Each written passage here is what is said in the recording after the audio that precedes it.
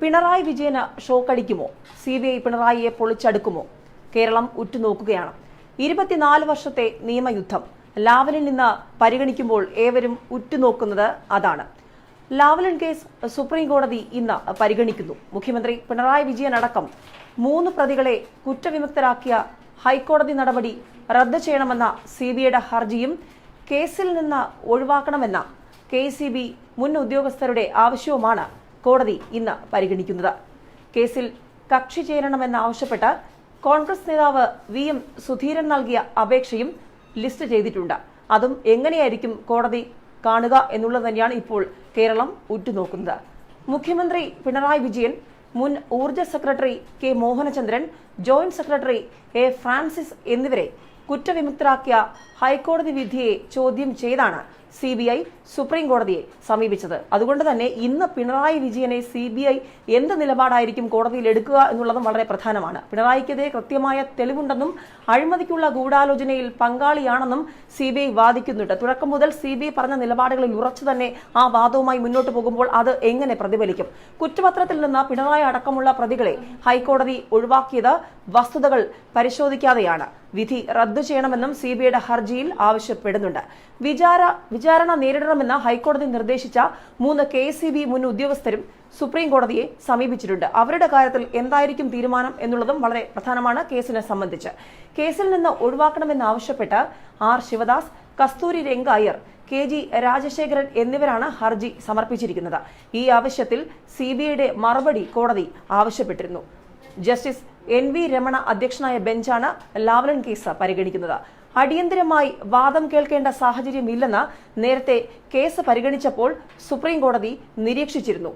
വളരെ വർഷങ്ങൾ നീണ്ട ഒരു നിയമ പോരാട്ടം, 24 വർഷം നീണ്ടുനിന്ന പോരാട്ടങ്ങൾക്കാണ് ഇന്ന് ഉത്തരമാകുന്നത്. 95 മുതൽ 2017 വരെയുള്ള ലാവ്ലിൻ കേസിന്റെ നാൾവഴികളിലൂടെ പോകുമ്പോൾ കൃത്യമായ വിവരങ്ങൾ 95 ഓഗസ്റ്റ് 10 പള്ളിവാസൽ, ചെങ്കുളം, പന്നിയാർ ജലവൈദ്യുത പദ്ധതികളുടെ നവീകരണത്തിന് കൺസൾട്ടന്റായി വൈദ്യുതി ബോർഡ് കാനഡയിലെ SNC ലാവ്ലിനുമായി ധാരണാപത്രം ഒപ്പിട്ടതോടെയാണ് കേസിന് സംഭവങ്ങൾക്കുമൊക്കെ തുടക്കമാകുന്നത്. 96 ഫെബ്രുവരി 24 SNC ലാവ്ലിനുമായുള്ള ധാരണാപത്രം കൺസൾട്ടൻസി കരാറാക്കി മാറ്റുന്നു. സാങ്കേതിക സഹായത്തിനും പദ്ധതിയുടെ നിർമ്മാണ മേൽനോട്ടത്തിനും ധനസഹായം ലഭ്യമാക്കാനും ലാവ്ലിനുമായി ബോർഡ് കരാർ ഒപ്പിടുന്നതിലൂടെ ഗതി മാറുകയാണ്. 3 വർഷത്തിനകം പുനരുദ്ധാരണം പൂർത്തിയാക്കണമെന്നായിരുന്നു വ്യവസ്ഥ. കൺസൾട്ടൻസി ഫീസ് 20.31 കോടി രൂപയായിരുന്നു. 96 ഒക്ടോബർ 15 വൈദ്യുതി മന്ത്രി പിണറായി വിജയന്റെ നേതൃത്വത്തിൽ ഉന്നതതല സംഘം കാനഡയിൽ ലാവ്ലിനുമായി ചർച്ച നടത്തുന്നു. പിന്നീട് മലബാർ ക്യാൻസർ സെന്ററിന് കൂടി സഹായം ആവശ്യപ്പെടുന്നു. കൺസൾട്ടൻസി കരാർ ഉപകരണങ്ങൾ വാങ്ങാനുള്ള സപ്ലൈ കരാറാക്കി കൃത്യമായി മാറ്റുന്നു. 97 അന്തിമ കരാർ ലാവ്ലിനേക്കാൾ വളരെ കുറഞ്ഞ ചെലവിൽ പദ്ധതികൾ നവീകരിക്കാമെന്ന പൊതുമേഖലാ സ്ഥാപനമായ ഭെല്ലിന്റെ ശുപാർശ തള്ളിക്കൊണ്ട് കൃത്യമായ ആസൂത്രണത്തോടെയുള്ള നീക്കങ്ങൾ. 97 ഫെബ്രുവരി 10 3 പദ്ധതികൾക്കായി ഉപകരണങ്ങൾ വിതരണം ചെയ്യുന്നതിനായി ലാവ്ലിൻ കമ്പനിയും സംസ്ഥാന വൈദ്യുതി ബോർഡും തമ്മിൽ ധാരണാപത്രം ഒപ്പുവെക്കുന്നു. അവിടെയും കൃത്യമായ പ്ലാനിംഗ്. മലബാർ ക്യാൻസർ സെന്ററിന് 98.30 കോടി രൂപ സഹായ വാഗ്ദാനവും ലാവ്ലിൻ നടത്തിയത് കൂടുതൽ കാര്യങ്ങൾക്ക് ആക്കം കൂട്ടി. 97 ജനുവരി 25 130 കോടിയുടെ വിദേശ ധനസഹായത്തോടെ ലാവ്ലിനുമായുള്ള അന്തിമ കരാറിന് കേരള സംസ്ഥാന വൈദ്യുതി ബോർഡിന്റെ അംഗീകാരവും ലഭിക്കുന്നു. 98 മാർച്ച് 3 മന്ത്രിസഭായോഗം കരാർ അംഗീകരിക്കുന്നു. മലബാർ ക്യാൻസർ ആശുപത്രിക്ക് 98.30 കോടി രൂപ ലാവ്ലിൻ നൽകുമെന്നായിരുന്നു കരാർ. എന്നാൽ ക്യാൻസർ സെന്ററിന് ലഭിച്ചത് 8.98 കോടി രൂപ മാത്രം. 2005 ജൂലൈ 13 നടപടിക്രമങ്ങൾ പാലിക്കാതെയുള്ള ലാവ്ലിൻ കരാറിലെ അനാവശ്യ തിടുക്കവും ഒത്തുകളിയും മൂലം 374.5 കോടി രൂപ ചെലവഴിച്ചുള്ള പദ്ധതി നവീകരണത്തിൽ സർക്കാരിന് വൻ നഷ്ടമുണ്ടായതായി CAG റിപ്പോർട്ടിൽ കുറ്റപ്പെടുത്തുന്നു. കൃത്യമായ വീഴ്ച സർക്കാരിനുണ്ടായിരിക്കുന്നുവെന്നുള്ള CAG റിപ്പോർട്ട്. 2006 ജനുവരി 20 SNC ലാവ്ലിൻ ഇടപാടിൽ ക്രമക്കേട് നടന്നെന്നും ഇതേക്കുറിച്ച് വിശദമായ അന്വേഷണം നടത്തണമെന്നും കോട്ടയം വിജിലൻസ് SP AR പ്രതാപന്റെ റിപ്പോർട്ടിൽ ശുപാർശ ചെയ്തു.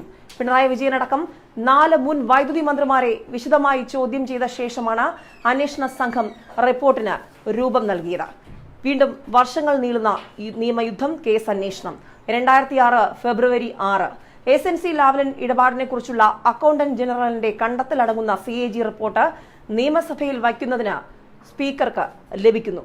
പിന്നീട് നിയമസഭയിൽ ഇത് സംബന്ധിച്ചുള്ള പ്രമേയങ്ങൾ, മറുപടികൾ, ഇറങ്ങിപ്പോക്ക്, പ്രതിഷേധങ്ങൾ.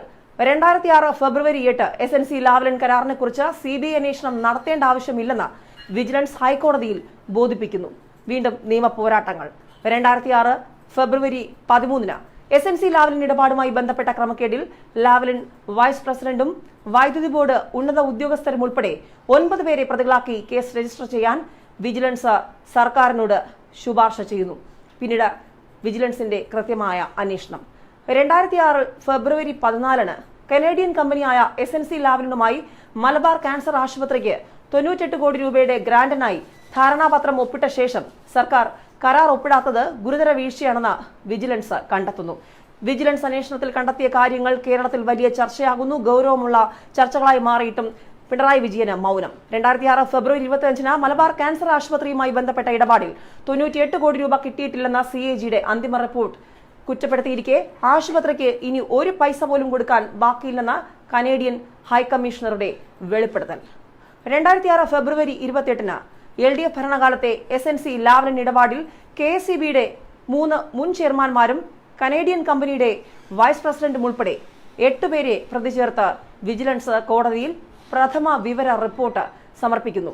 പ്രതികൾ SNC Lavalin vice president Klaus general മുൻ ഊർജ്ജ സെക്രട്ടറി മോഹനചന്ദ്രൻ, വൈദ്യുതി ബോർഡ് മുൻ ചെയർമാൻമാരായിരുന്ന PA Siddhartha Menon, R Sivadasan, board അംഗങ്ങളായിരുന്ന രാജശേഖരൻ നായർ, മാത്യു റോയ്, 2 മുൻ എക്സിക്യൂട്ടീവ് എഞ്ചിനീയർമാർ. ഇവരെല്ലാം കൃത്യമായി ചിത്രത്തിൽ തെളിയുന്നു. 2006 മാർച്ച് 1 ലാവ്ലിൻ കേസിന്റെ അന്വേഷണം CBIക്ക് വിടാൻ മന്ത്രിസഭാ യോഗം തീരുമാനിക്കുന്നു. ആ നിർണായകമായ തീരുമാനമെടുക്കുന്നത് അന്നത്തെ മുഖ്യമന്ത്രി ഉമ്മൻചാണ്ടി. 2006 മാർച്ച് 2 സർക്കാരുമായി ആലോചിക്കാതെ ലാവ്ലിൻ കേസിൽ കോടതിയിൽ FIR നൽകിയ വിജിലൻസ് ഡയറക്ടർ P ഉപേന്ദ്രവർമ്മയെ മാറ്റുന്നു. വീണ്ടും ഉമ്മൻചാണ്ടി സർക്കാരിന്റെ ഇടപെടൽ. 2006 മാർച്ച് 10 മുൻ വൈദ്യുതി മന്ത്രി പിണറായി വിജയനുമായി ബന്ധപ്പെടുന്ന സുപ്രധാന ഫയൽ അപ്രത്യക്ഷമായതായി വിജിലൻസ് റിപ്പോർട്ടിൽ പരാമർശം. കൃത്യമായ ഇടപെടലുകൾ നടക്കുന്നു. കേസിന്റെ ഗതി വഴിതിരിച്ചുവിടാനുള്ള ശ്രമം. കേസ് അന്വേഷിച്ച SP നീണ്ട അവധിയിൽ പോകുന്നു. നാടകീയമായ സംഭവങ്ങൾ ലാവ്ലിൻ കേസുമായി ബന്ധപ്പെട്ട തുടക്കം മുതൽ ഇതുവരെ. 2006 ജൂലൈ 14 SNC ലാവ്ലിൻ കേസിൽ പ്രഥമ ദൃഷ്ട്യാ കഴമ്പുണ്ടെന്ന് CBIയുടെ പ്രാഥമിക സാധ്യതാ പഠനത്തിൽ കണ്ടെത്തൽ. അതുതന്നെയാണ് പിണറായി വിജയന് പൂട്ടായി മാറിയതും. 2006 നവംബർ 16 SNC ലാവ്ലിൻ കേസിന്റെ അന്വേഷണം ഏറ്റെടുക്കാനാവില്ലെന്ന് CBI ഹൈക്കോടതിയെ അറിയിക്കുന്നു. വിജിലൻസ് അന്വേഷണം നടക്കുന്നതിനാൽ ഈ ഘട്ടത്തിൽ അന്വേഷണം ഏറ്റെടുക്കാൻ കഴിയില്ലെന്ന് ജൂലൈ 18 കേന്ദ്ര സർക്കാരിനെ അറിയിച്ചിരുന്നതാണെന്നും CBI വ്യക്തമാക്കുന്നു. വീണ്ടും കേസിൽ ആശയക്കുഴപ്പമുണ്ടാകുന്നു. വിജിലൻസിൽ നിന്നും CBI ഏറ്റെടുക്കുമോ എന്നുള്ള ആശങ്കകൾ. എന്നാൽ 2006 ഡിസംബർ 4 SNC ലാവ്ലിൻ കേസിൽ CBI അന്വേഷണം വേണ്ടെന്ന സംസ്ഥാന മന്ത്രിസഭാ യോഗം, അതായത് VS അച്യുതാനന്ദൻ മന്ത്രിസഭ തീരുമാനിക്കുന്നു. തൽക്കാലം അന്വേഷണം വേണ്ട എന്ന്.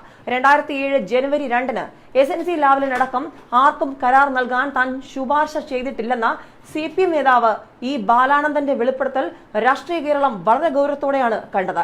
2007 ജനുവരി 3 SNC ലാവ്ലിൻ കരാർ ഇടപാടുമായി ബന്ധപ്പെട്ട എല്ലാ ഫയലുകളും സർക്കാർ ഹാജരാക്കണമെന്നും ഹൈക്കോടതി പറയുകയുണ്ടായി. ഇതും വലിയ ചർച്ചകളിലേക്ക് നീങ്ങി. 2007 ജനുവരി 16 SNC ലാവ്ലിൻ കേസ് CBI ഏറ്റെടുക്കാൻ ഹൈക്കോടതി ഉത്തരവിടുന്നതോടുകൂടി ഇതുവരെയുള്ള സംഭവങ്ങളുടെ ഗതി മാറുന്നു. ചിത്രത്തിൽ CBI വരുന്നു. കൃത്യമായ അന്വേഷണം, കൃത്യമായ ഇടപെടൽ. 2008 ജനുവരി 1 പിണറായി വിജയനെതിരെ ഉന്നയിക്കപ്പെട്ട ഗുരുതര സാമ്പത്തിക ക്രമക്കേടുകളിൽ പലതിലും പ്രഥമ ദൃഷ്ട്യാ കഴമ്പില്ലെന്ന ആദായ നികുതി വകുപ്പിന്റെ വെളിപ്പെടുത്തലുണ്ടായി. ചില ആശയക്കുഴപ്പങ്ങൾ ഉണ്ടാകുന്നു.